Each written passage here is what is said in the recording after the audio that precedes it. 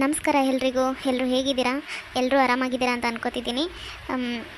2 ದಿನದಿಂದ ವೀಡಿಯೋ ಮಾಡಿರಲಿಲ್ಲ. ನನಗೆ ಸ್ವಲ್ಪ ಮನಸ್ಸು ಸರಿ ಇರಲಿಲ್ಲ. ನನಗೆ ವೀಡಿಯೋ ಮಾಡೋಷ್ಟು ಇರಲಿಲ್ಲ. ಹಂಗಾಗಿ 2 ದಿನ ವೀಡಿಯೋ ಮಾಡೋಕ್ಕಾಗಿರಲಿಲ್ಲ. ದಯವಿಟ್ಟು ಕ್ಷಮಿಸಿ. ಇವತ್ತಿನ ವೀಡಿಯೋ ನಿಮ್ಗೆ ಇಷ್ಟ ಆಗಿದ್ದರೆ ದಯವಿಟ್ಟು ವೀಡಿಯೋಗೆ ಒಂದು ಲೈಕ್ ಮಾಡಿ, ಹಾಗೆ ವೀಡಿಯೋನ ಹೈಪ್ ಮಾಡೋದನ್ನ ಮರಿಬೇಡಿ. ಹಾಗೆ ಹೊಸದಾಗಿ ಯಾರಾದರೂ ನಮ್ಮ ಚಾನಲ್ನ ನೋಡ್ತಾ ಇದ್ದರೆ ದಯವಿಟ್ಟು ನಮ್ಮ ಚಾನಲ್ನ ಸಬ್ಸ್ಕ್ರೈಬ್ ಮಾಡಿಕೊಂಡು ವೀಡಿಯೋ ನೋಡಿ. ಕಂಗ್ರ್ಯಾಚುಲೇಷನ್ಸ್ ಪಾರ್ವತಿ. ಕಂಗ್ರ್ಯಾಚುಲೇಷನ್ಸ್ ಆನಂದ್. ಪಾರ್ವತಿ, ನೀನು ತಾಯಿ ಆಗ್ತಿದ್ಯಮ್ಮ. ಅಂಕಲ್, ನೀವು ಹೇಳ್ತಾ ಇರೋದು ನಿಜನಾ? ಆನಂದ್, ಇದು ನಾನು ಹೇಳ್ತಾ ಇಲ್ಲ, ಈ ರಿಪೋರ್ಟ್ಸೇ ನಿಜ ಹೇಳ್ತಾ ಇದೆ. Thank you doctor. ಸರಿ, ನಾವಿನ್ನ ಬರ್ತೀವಿ. ಮನೇಲಿ ಎಲ್ಲರಿಗೂ ಹೇಳ್ತೀವಿ, ತುಂಬ ಖುಷಿಯಾಗಿಬಿಡ್ತಾರೆ. ಏನು ಆನಂದ್, ಹಂಗೆ ಹೋಗ್ತೀನಿ ಅಂತಿದ್ಯಾ? ಹುಡುಗಿ ಎಷ್ಟು ಜಾಗ್ರತೆ ತಗೋಬೇಕು ಗೊತ್ತಾ? ಅಂಕಲ್, ಪಾರ್ವತಿಗೆ ಏನೂ ಪ್ರಾಬ್ಲಮ್ ಇಲ್ಲ ತಾನೇ? ಆ್ಯಕ್ಚುಲಿ ಪಾರ್ವತಿ ತುಂಬ ವೀಕ್ ಇದ್ದಾಳೆ. ಪ್ರೆಗ್ನೆಂಟ್ ಲೇಡೀಸ್ ಎಲ್ಲ ಈ ಥರ ಇಷ್ಟೊಂದು ವೀಕ್ ಇರೋದು ಒಳ್ಳೇದಲ್ಲ. ಆ ಹುಡುಗಿ ತಾನು ಪ್ರೆಗ್ನೆಂಟ್ ಇದ್ದೀನಿ ಅಂತ ಗೊತ್ತಿಲ್ಲದೆ ತುಂಬ ಕೆಲಸ ಮಾಡಿಬಿಟ್ಟಿದ್ದಾಳೆ. ಮದುವೆ ಇತ್ತಲ್ಲ, ನಾನು ನೋಡಿದ್ದೀನಿ, ಮನೆಗೆಲ್ಲ ಬಂದಿದ್ವಿ. ತುಂಬ ಕೆಲಸ ಮಾಡ್ತಾಯಿದ್ಲು ಪಾಪ ಹುಡುಗಿ. ಹುಡುಗಿಗೆ ಗೊತ್ತಿಲ್ಲದೆ ಆ ಥರ ಕೆಲಸ ಮಾಡಿದ್ರಿಂದನೋ ಏನೋ ಗೊತ್ತಿಲ್ಲ, ಊಟ ನಿದ್ದೆ ಸರಿಯಾಗಿ ಆಗಿರಲ್ಲ ಮದುವೆ ಅಂದಮೇಲೆ. ಹಂಗಾಗಿ ಹುಡುಗಿ ತುಂಬ ವೀಕ್ ಆಗಿದ್ದಾಳೆ. ಇಷ್ಟು ವೀಕ್ ಇರೋದು ಈ ಪ್ರೆಗ್ನೆನ್ಸಿಲಿ ಸೇಫ್ ಅಲ್ಲ. ಇದೇ ಥರ ಕಂಟಿನ್ಯೂ ಆದರೆ ಮುಂದೆ ಅಬೋಷನ್ ಆಗೋ ಚಾನ್ಸಸ್ ಇದೆ. ಅಯ್ಯೋ ಪಾರ್ವತಿ, ಅಳ್ಬಾರ್ದಮ್ಮ. ಈಗ ಪ್ರೆಗ್ನೆಂಟ್ ಇದೆಯಾ, ಹಂಗೆಲ್ಲ ಅಳ್ಬಾರ್ದು. ಕಣ್ಣೀರು ಒರೆಸ್ಕೊ. ಏನೂ ಆಗಲ್ಲ, ಹುಷಾರಾಗಿದ್ರೆ ಏನೂ ಆಗಲ್ಲಮ್ಮ. ಈಗ ನಾನು ಡಾಕ್ಟ್ರಾಗಿ ಇದ್ದಿದ್ದು ನಿಜ ಹೇಳ್ಬೇಕು ತಾನೇ, ಅದಕ್ಕೆ ಹೇಳ್ತಾ ಇರೋದು. ನೀನು ಈ ಥರನೇ ಇದ್ದರೆ ನೆಗ್ಲೆಕ್ಟ್ ಆಗಿ ಆರೋಗ್ಯದ ಬಗ್ಗೆ ನಾನು ಹೇಳಿದ್ನಲ್ಲ, ಅದಾಗ್ಬೋದು. ಅದಕ್ಕೆ ಹುಷಾರಾಗಿರಬೇಕು ಅಂತ ಹೇಳ್ತಾ ಇದ್ದೀನಿ. ಎಲ್ಲ ಮುಂಚೆನೇ ಹೇಳ್ತಾ ಇದ್ದೀನಿ ಹೆಂಗಿರಬೇಕು ಅಂತ ಜಾಗ್ರತೆಯಿಂದ. ಅದನ್ನೆಲ್ಲ ನಾನು ಹೇಳ್ದಂಗೆ ಮಾಡಿದ್ರೆ ಆರಾಮಾಗಿ ಎಲ್ಲ ಮಗು ಆಗುತ್ತೆ. ಆನಂದ್, ನೀನು ಕೂಡ ಏನೂ ಬೇಜಾರಾಗಬೇಡಪ್ಪ. ಅಷ್ಟೊಂದೇನು ಟೆನ್ಷನ್ ತೊಗೊಳ್ಳೋಂಥ ಮ್ಯಾಟ್ರ್ ಅಲ್ಲ ಇದು. ಅವ್ರಿಗೆ ಟೈಮ್ ಸರಿಯಾಗಿ ಊಟ ಮಾಡಿದ್ರೆ, ಟೈಮ್ ಸರಿಗೆಲ್ಲ ಮೆಡಿಸಿನ್ಸ್ ಹಾಕ್ಕೊಂಡ್ರೆ ಎಲ್ಲ ಸ್ವಲ್ಪ ರೆಸ್ಟ್ ತೊಗೋಬೇಕಾಗುತ್ತೆ ಸ್ವಲ್ಪ ದಿನ. ಬೆಳಗ್ಗೆ ಎಲ್ಲ ಕ್ಯಾರೆಟು, ಬೀಟ್ರೂಟು, ಈ ಥರ ಆ್ಯಪಲ್ಲು, ಈ ಥರ ಎಲ್ಲ ಒಳ್ಳೆ ಫ್ರೂಟ್ಸು, ಡ್ರೈ ಫ್ರೂಟ್ಸು ಮತ್ತು ಇದೆಲ್ಲ ತಿಂದರೆ, ತರಕಾರಿ, ಹಸಿ ತರಕಾರಿ ಅದೆಲ್ಲ ತಿನ್ನಬೇಕು. ಹಂಗೆ ಎಲ್ಲ ಹೆಲ್ತಿ ಮೇಂಟೈನ್ ಮಾಡಿಕೊಂಡ್ರೆ ಏನೂ ಪ್ರಾಬ್ಲಮ್ ಇರಲ್ಲ. ಈಗ ಇದೆಲ್ಲ ಹೆಲ್ತ್ ಮೇಂಟೈನ್ ಮಾಡಿಲ್ಲ ಅಂದರೆ ಪಾರ್ವತಿ ಮತ್ತೆ ಸುಧಾರಿಸ್ಕೊಳ್ಳೋದು ಕಷ್ಟ. ಅದಕ್ಕೆ ಈಗಿಂದನೇ ಎಲ್ಲ ಜಾಗ್ರತೆ ವಹಿಸಿ ಆರೋಗ್ಯನ ಚೆನ್ನಾಗಿ ನೋಡ್ಕೋಬೇಕು ನೀವು. ನೋಡಮ್ಮ ಪಾರ್ವತಿ, ಮನೆ ಕೆಲಸ ಎಲ್ಲ ನಿಂದೊಬ್ಳದೇ ಅನ್ನೋ ಥರ ಮಾಡಬೇಡ. ನೋಡು, ಈಗ ನೀನು ತುಂಬ ರೆಸ್ಟ್ ತೊಗೋಬೇಕು, ತುಂಬ ನಿದ್ದೆ ಮಾಡಬೇಕು, ಹೊಟ್ಟೆ ತುಂಬ ಊಟ ಮಾಡಬೇಕು, ಹೆಲ್ದಿಯಾಗಿರೋದೆಲ್ಲ ತಿನ್ನಬೇಕು. ಈ ಥರ ಇದ್ದರೆ ಮಾತ್ರ ನಿಂಗೂ ಒಳ್ಳೆಯದು, ನಿನ್ನ ಮಗುಗೂ ಒಳ್ಳೆಯದು. ಇದ್ರ ಮೇಲೆ ನಿಮ್ಮ ಇಷ್ಟ. ಇಲ್ಲ ಅಂಕಲ್, ಆ ಥರ ಏನೂ ಆಗಲ್ಲ. ಪಾರ್ವತಿ ಮತ್ತು ಮಗು ಇಬ್ಬರು ಚೆನ್ನಾಗಿರೋ ಥರ ನಾನು ನೋಡ್ಕೋತೀನಿ. ಇಷ್ಟು ದಿನ ಏನೋ ಗೊತ್ತಿರಲಿಲ್ಲ, ಹಂಗಾಗಿ ತುಂಬ ಕೆಲಸ ಮಾಡಿಬಿಟ್ಟಿದ್ದಾಳೆ. ನಾನು ಅದನ್ನೆಲ್ಲ ಗಮನಿಸಲಿಲ್ಲ. ಈಗ ಹಂಗೆಲ್ಲ ಆಗಲ್ಲ ಅಂಕಲ್. ಅವಳ ಚೆನ್ನಾಗಿ ನೋಡ್ಕೋತೀನಿ, ಹ್ಯಾಪಿಯಾಗಿರೋ ಥರ ನೋಡ್ಕೋತೀನಿ. ಅದೆಲ್ಲ ನನ್ನ ಜವಾಬ್ದಾರಿ. ನಿಮ್ಮ ಮನೆ ಪರಿಸ್ಥಿತಿ ಎಲ್ಲ ನನಗೂ ಗೊತ್ತು ಆನಂದ್. ನಾವೇ ಅಲ್ವಾ ನಿಮ್ಮ ಮನೆ ಪಕ್ಕ ಇರೋದು, ನಮ್ಮ ಮನೇಲಿ ಇದ್ದೀರಾ ನೀವು ಬಾಡಿಗೆಲಿ. ನಿಮ್ಮ ಅಮ್ಮಂದು, ನಿಮ್ಮ ತಂಗಿರ್ದು ಎಲ್ಲ ಗೊತ್ತಿದ್ದೇ ಇದೆ. ಹಂಗಾಗಿ ಹೇಳ್ತಾ ಇದ್ದೀನಿ ಮುಂಚೆನೇ, ಹುಷಾರಾಗಿರಿ ನೀವಿಬ್ಬರು. ನಿಮಗೆ ವಾಮಿಟಿಂಗ್ಸ್ ಎಲ್ಲ ಆಗ್ಬೋದು ಅನಿಸುತ್ತೆ. ನೋಡಿ, ರೆಸ್ಟ್ ಮಾಡಿ, ಹುಷಾರಾಗಿರಿ. ಅದಕ್ಕೇನೂ ಭಯಪಡೋ ಅವಶ್ಯಕತೆ ಇಲ್ಲ. ವಾಮಿಟಿಂಗ್ಸ್ ಆದಾಗ ಅದು ಕಾಮನ್ ಈಗ. ಸರಿ ಅಂಕಲ್. ಒಂದು ನಿಮಿಷ ಇಲ್ಲೇ ಕೂತ್ಕೊಂಡಿರಿ. ಮೇಡಮ್ ಅವ್ರಿಗೆ ಹೇಳಿದ್ದೆ ಈ ರಿಪೋರ್ಟ್ಸಿಂದೆಲ್ಲ ನೋಡಿಬಿಟ್ಟು ಸರಿಯಾಗೆಲ್ಲ ಮೆಡಿಸಿನ್ ಬರ್ಕೊಡಿ ಅವ್ರಿಗೆ ಅಂತ. ಆ ಪ್ರಿಸ್ಕ್ರಿಪ್ಷನ್ ಎಲ್ಲ ತೊಗೊಂಬರ್ತೀನಿ, ಇಲ್ಲೇ ವೆಯ್ಟ್ ಮಾಡ್ತಾಯಿರಿ. ಪಾರ್ವತಿ, ಯಾಕೆ ಅಳ್ತಾ ಇದೆಯಾ? ಏನೂ ಆಗಲ್ಲ. ನೀನು ಆರೋಗ್ಯ ನೋಡಿಕೊಂಡ್ರೆ ಎಲ್ಲ ಮಗುನೂ ನೀನು ಇಬ್ಬರು ಹುಷಾರಾಗಿರ್ತೀರಾ. ಆ ಥರ ಏನೂ ಆಗಲ್ಲ. ಕೆಟ್ಟದ್ದು ಏನೂ ಯೋಚನೆ ಮಾಡಬೇಡ. ನಾನಿದ್ದೀನಲ್ವ ನಿನ್ನ ನೋಡ್ಕೊಳಕ್ಕೆ. ಆನಂದ್, ನಾನು ಅದಕ್ಕೋಸ್ಕರ ಅಳ್ತಾ ಇಲ್ಲ. ನನಗೆ ಒಂಥರ ಖುಷಿ ದುಃಖ ಎರಡೂ ಆಗ್ತಾಯಿದೆ. ಅದು ಹೆಂಗೆ ಎಕ್ಸ್ಪ್ರೆಸ್ ಮಾಡಬೇಕು ಅಂತಲೂ ಗೊತ್ತಾಗ್ತಾ ಇಲ್ಲ. ಅದಕ್ಕೆ ಕಣ್ಣಲ್ಲಿ ನೀರು ಬರ್ತಾಯಿದೆ. ನಂಗೆ ಇಲ್ಲಿವರೆಗೂ ಅಂತ ಯಾರೂ ಇರಲಿಲ್ಲ. ನಾನು ಒಂಟಿಯಾಗಿಯೇ ಬೆಳೆದ್ಬಿಟ್ಟೆ. ಅಪ್ಪ ಅಮ್ಮ ಇಲ್ಲದೆ, ಅಕ್ಕ ತಂಗಿ ಅಣ್ಣ ತಮ್ಮ, ಈ ಥರ ಯಾವ ಸಂಬಂಧನೂ ನನಗಿರಲಿಲ್ಲ. ಎಷ್ಟು ಒಂಟಿಯಾಗಿ ಬೆಳೆದಿದ್ದೆ. ನಂಗೆ ಯಾರು ಇಲ್ವಲ್ಲ ಅಂತ ಅನ್ಕೋತಿರ್ಬೇಕಾದ್ರೆ ನೀನು ನಂಗೆ ಸಿಕ್ಕೆ. ನಿನ್ನಿಂದ ನಂಗೆ ಎಲ್ಲ ರಿಲೇಷನ್ಸು ಸಿಕ್ಕರು. ಅತ್ತೆ ಮಾವ ನಾದಿರು ಎಲ್ಲ ಈ ಥರ ಸಂಬಂಧ ಸಿಕ್ತು.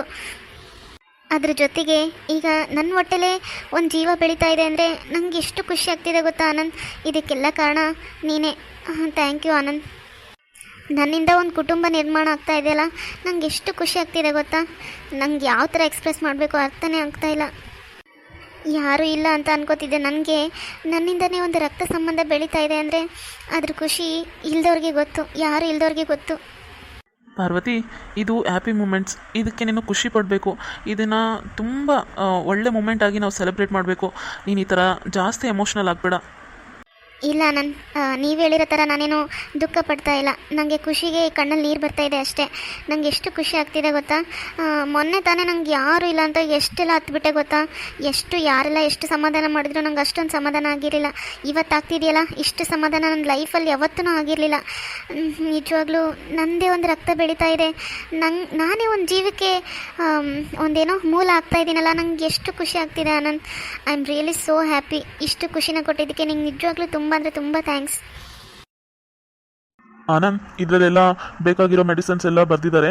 ಇದನ್ನೆಲ್ಲ ಮೆಡಿಕಲ್ ಶಾಪಲ್ಲಿ ತೊಗೊಂಡೋಗಿ ಟೈಮ್ ಸರಿಯಾಗೆಲ್ಲ ಮೆಡಿಸಿನ್ಸ್ ತೊಗೋಬೇಕು. ಹೇಳಿದ್ದೀನಲ್ಲ, ಹೆಲ್ತ್ ಬಗ್ಗೆ ತುಂಬ ಹುಷಾರಾಗಿರ್ಬೇಕು ನೀವು. ಸರಿ ಅಂಕಲ್, ಥ್ಯಾಂಕ್ ಯು ಅಂಕಲ್. ಸರಿ ಅಂಕಲ್, ನಾವಿನ್ನ ಬರ್ತೀವಿ. ತುಂಬ ಥ್ಯಾಂಕ್ಸ್ ಅಂಕಲ್. ಸರಿ ಕಣಪ್ಪ, ಹುಷಾರಾಗಿ ಹೋಗಿ ಬನ್ನಿ. ನಡಿ ಪಾರ್ವತಿ, ನಿಂಗೆಲ್ಲ ಬೇಕಾಗಿರೋ ಮೆಡಿಸಿನ್ಸ್ ಎಲ್ಲ ತೊಗೊಂಡು ಹಂಗೆ ಸ್ವೀಟ್ ತೊಗೊಂಡೋಗೋಣ ಮನೆಗೆ.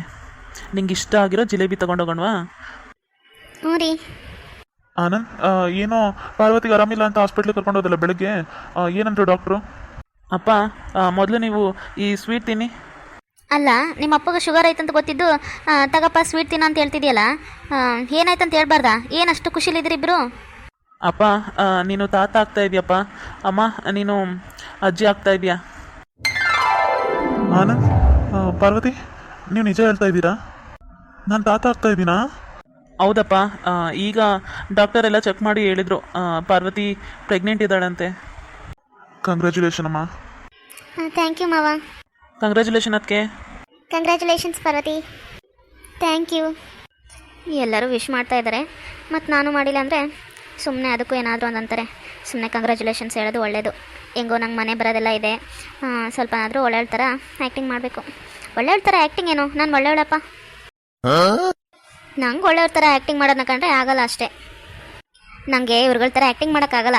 ಏನೇ ಇರಲಿ ಅದನ್ನ ಹೊರಗಂದೇ ಅಭ್ಯಾಸ ಅಲ್ವಾ, ಹಾಗಾಗಿ ಎಲ್ರಿಗೂ ಕೆಟ್ಟೋಳ ಥರ ಕಾಣಿಸ್ತಾ ಇದ್ದೀನಿ ಅಷ್ಟೇ. ಅಷ್ಟು ಬಿಟ್ಟರೆ ನಾನು ಒಳ್ಳೆಯವಳೆ. ಕಂಗ್ರ್ಯಾಚುಲೇಷನ್ಸ್ ಅದಕ್ಕೆ. ಕಂಗ್ರ್ಯಾಚುಲೇಷನ್ಸ್ ಅಣ್ಣ. ಥ್ಯಾಂಕ್ಸ್ ರಾಧಿಕಾ. ಸರಿ, ಹೋಗಿ ಅಡುಗೆ ಮಾಡಮ್ಮ ಪಾರ್ವತಿ. ಬೆಳಗ್ಗೆ ಉಪ್ಪಿಟ್ಟು ಮಾಡಿದ್ದೆ, ಸ್ವಲ್ಪ ನೀರು ಜಾಸ್ತಿ ಆಗಿಬಿಟ್ಟಿತ್ತಾ, ಹಂಗಾಗಿ ಯಾರೂ ಅಷ್ಟೊಂದು ತಿಂದಿಲ್ಲ. ನಮಗೂ ಹೊಟ್ಟೆ ಹಸಿತಿದೆ. ಹೋಗಿ ಬೇಗ ಅಡುಗೆ ಮಾಡು ಮಧ್ಯಾಹ್ನಕ್ಕೆಲ್ಲ. ನೋಡು, ಏನಾದರೂ ಒಬ್ಬಟ್ಟು ಮಾಡ್ತೀನಿ ಮಾಡಿಬಿಡು.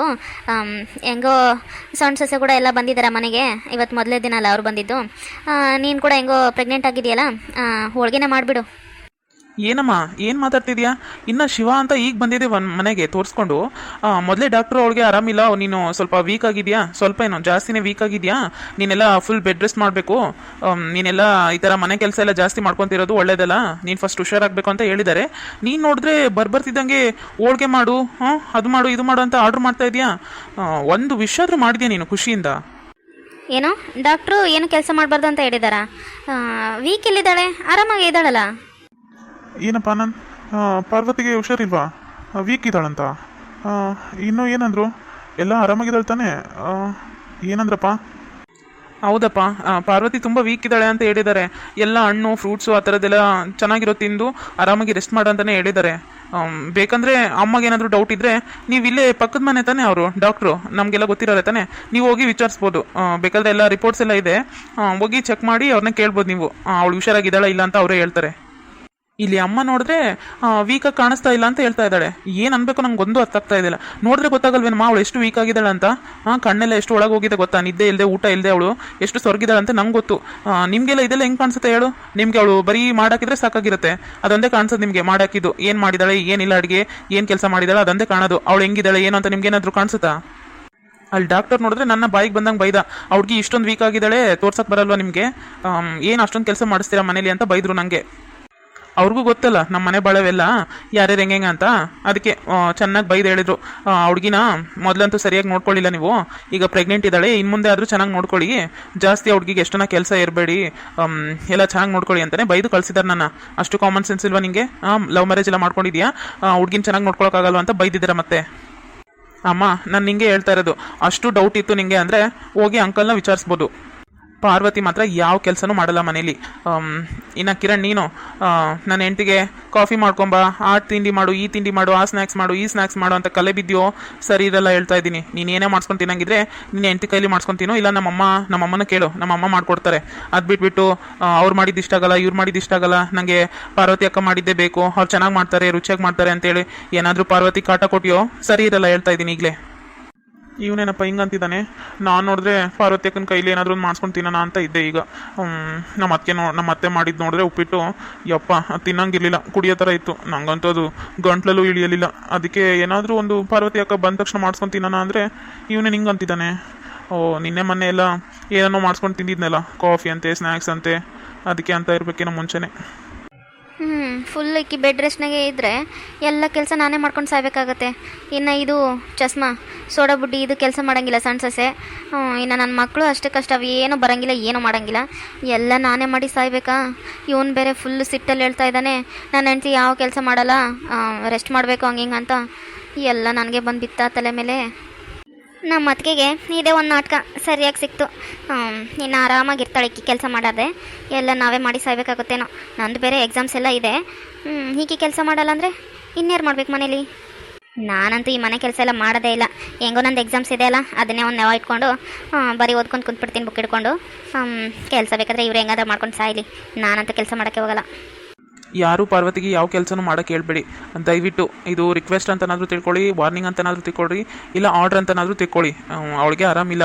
ನನಗೆ ನನ್ನ ಮಗಳು, ನನ್ನ ಹೆಂಡ್ತಿ, ಮಗಳು ಅಂತೀನಿ ನೋಡು, ನನಗೆ ಹುಟ್ಟೋ ಮಗು, ನನ್ನ ಹೆಂಡ್ತಿ ಇಬ್ಬರು ಮುಖ್ಯ ನನಗೆ. ಅವರಿಬ್ಬರು ಆರಾಮಾಗಿರ್ಬೇಕಂದ್ರೆ ಅವ್ರಿಗೆ ಯಾವುದು ತೊಂದರೆ ಕೊಡೋಕೆ ಹೋಗ್ಬಿಡಿ ದಯವಿಟ್ಟು ಯಾರು. ಕೂಸುಟ್ಟಕ್ಕಿಂತ ಮುಂಚೆ ಕುಲಾವಿ ಹೊಲಿಸಿದ್ರಂತೆ, ಹಂಗಾಯ್ತು ಒಂದು. ಇನ್ನು ಈಗ ಇವತ್ತನ ಪ್ರೆಗ್ನೆಂಟ್ ಇದ್ದಾಳೆ ಅಂತ ಹೇಳಿದರೆ ಏನು ಹಂಗೆ ಮಗುನೇ ಆಗ್ಬಿಟ್ಟತೇನೋ ಅನ್ನೋ ಥರ ಎಗರಾಡ್ತಿದ್ದಾನೇನೋ. ಈಗಲೇ ಹಿಂಗಿದ್ದಾನೆ, ಇನ್ನು ಈಕೆನ ಒಂದು ಮಗು ಹೊಡೆದ್ಬಿಟ್ರೆ ಇನ್ನಾಯಿತು, ಇನ್ನು ಹೆಂಗೆ ಎಗರಾಡ್ತಾನೋ ಏನೋ. ನಮ್ಮನ್ನಂತೂ ಲೆಕ್ಕಕ್ಕೆ ತಗೊಳ್ಳಲ್ಲ ಅಂತ ಕಾಣಿಸುತ್ತೆ ಆಮೇಲೆ. ಅಲ್ಲ ಅತ್ತೆ, ಪಾರ್ವತಿ ಪಾಪ ಖುಷಿ ವಿಚಾರ ಹೇಳಿದ್ರಪ್ಪ, ಪ್ರೆಗ್ನೆಂಟ್ ಆಗಿದ್ದೀವಿ ಅಂತ ಬಂದು. ನೀವು ನೋಡಿದ್ರೆ ಅದು ಖುಷಿಯಿಂದ ಕಂಗ್ರ್ಯಾಚುಲೇಷನ್ಸ್ ಅಂತ ಹೇಳಿದ್ಬಿಟ್ಟು ಹೋಗಿ ಅಡುಗೆ ಮಾಡು ಅಂತ ಹೇಳ್ತಾ ಇದ್ದೀರಲ್ಲ. ನಿಮ್ಮ ಸೊಸೆ ಮತ್ತು ನಿಮ್ಮ ಮಗ ಖುಷಿ ವಿಚಾರ ಹೇಳಿದಾರಲ್ಲ, ಆ ಖುಷಿಗೆ ನೀವೇ ಹೋಗ್ಬಿಟ್ಟು ಅದೇನೋ ಒಬ್ಬಟ್ಟು ಮಾಡು ಅಂತ ಹೇಳಿದ್ರಲ್ಲ, ಅದನ್ನು ನೀವೇ ಮಾಡಬೇಕಪ್ಪ.